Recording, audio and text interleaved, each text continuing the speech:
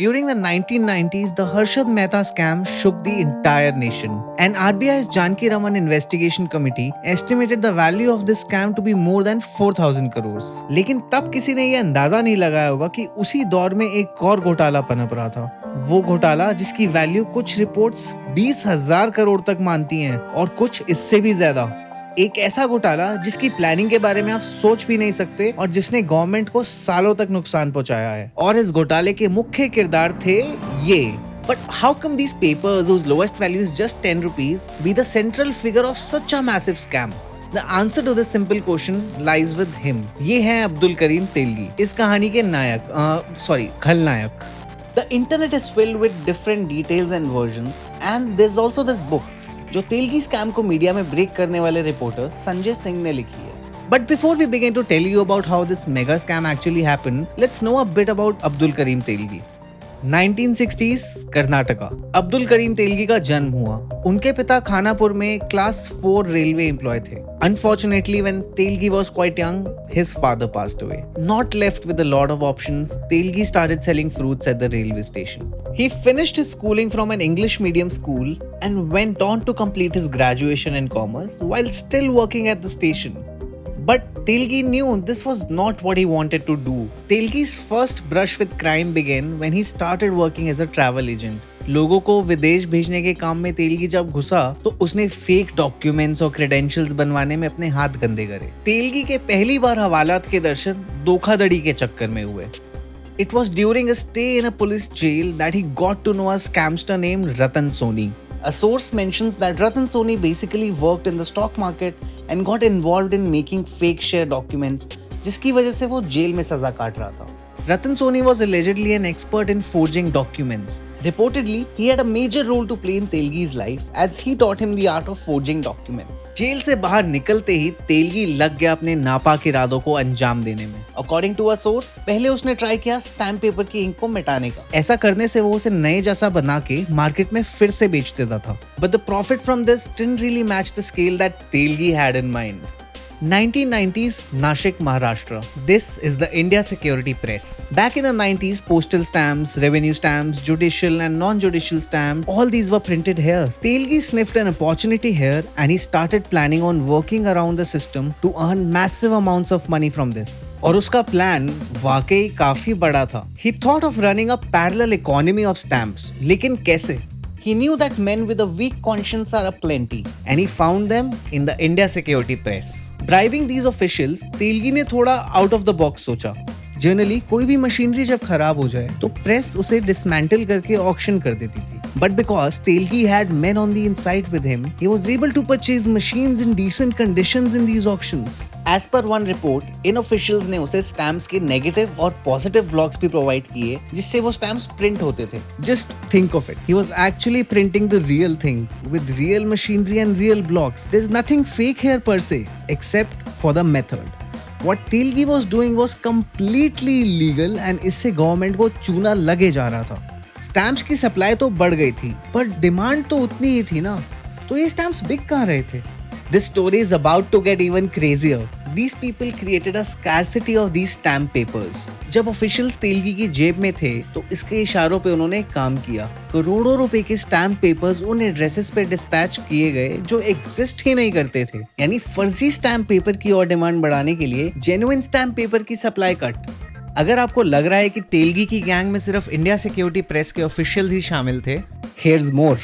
As per reports, 350 agents were recruited by Telgi. These agents would sell these fake stamps in bulk to banks, stock brokerage firms, insurance company and other financial institution. But the real question is कि तेलगी का network कितना बड़ा हो गया था जो उसको 350 agents की जरूरत थी। 18 states and in around 70 cities, इतना बड़ा। And obviously ये राज कब तक राज रहता? 1995 में तेलगी का एक रैकेट मुंबई पुलिस ने पकड़ा, लेकिन तेलगी रुका नहीं। अगले कुछ सालों तक तेलगी का ये स्कैम जोरों शोरों से चला। उसके रास्ते में जो आता वो ऑब्स्टिकल बनने की बजाय लालच में आकर तेलगी का साथी बन जाता। बड़े बड़े पुलिस ऑफिसर्स से लेके कुछ पॉलिटिशियंस तक इस स्कैम का हिस्सा बने। Quite obvious, right? When a scam of this scale happens, it can't be without the powerful people on your side. And Telgi ensured that he always had somebody to pull the strings for him. क्या है तुम्हारे पास?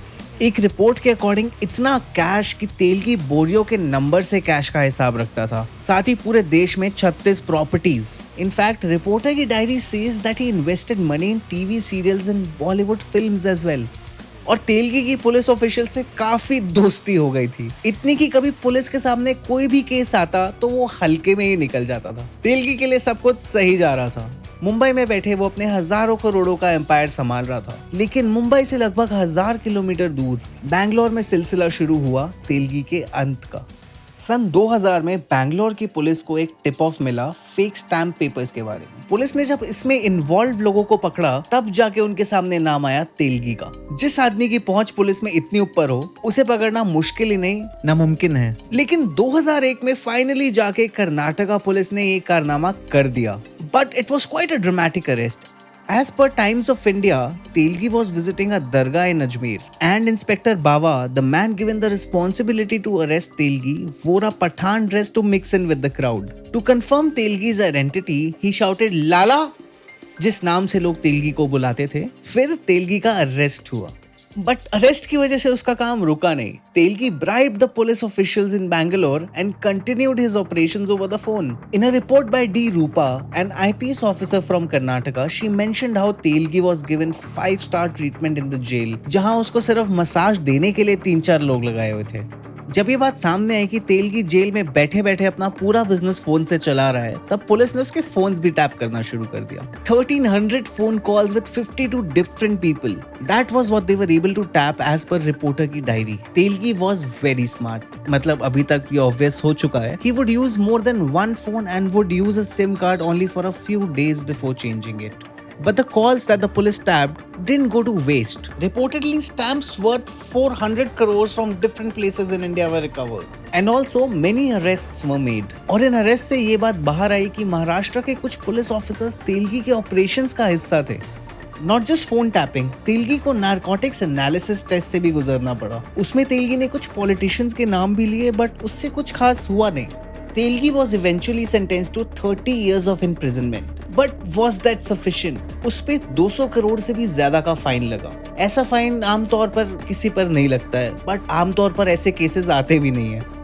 Telgi's journey came to an end in 2017 when he passed away in Bangalore due to a multiple organ failure. And intriguingly, a year after his death, a Nasik Sessions Court acquitted him due to a lack of solid evidence. Government officials, police और यहाँ तक कि politicians भी तेलगी के फैलाए virus से बच नहीं सके। इतने सारे बड़े लोगों का नाम इस केस से जुड़ा और कईयों का डिनायल भी आया, लेकिन गवर्नमेंट को तो कितने करोड़ों रुपए का चूना लग ही गया। वो सारा पैसा कितना, कहां और किसके पास गया, इस सवाल का ठीक तरीके से जवाब आज भी किसी के पास नहीं है। This is the story of one of the biggest scams of India. We want to bring to you the scams that rocked India. So what story would you like us to cover next? Tell us in the comments below. Hey, hi, hope you enjoyed that video. The whole point of our channel is to ask fun and compelling questions, explore weird and intriguing stories, and delve into secret histories. So if that's something you are into, don't forget to subscribe to our YouTube channel and smash that like button.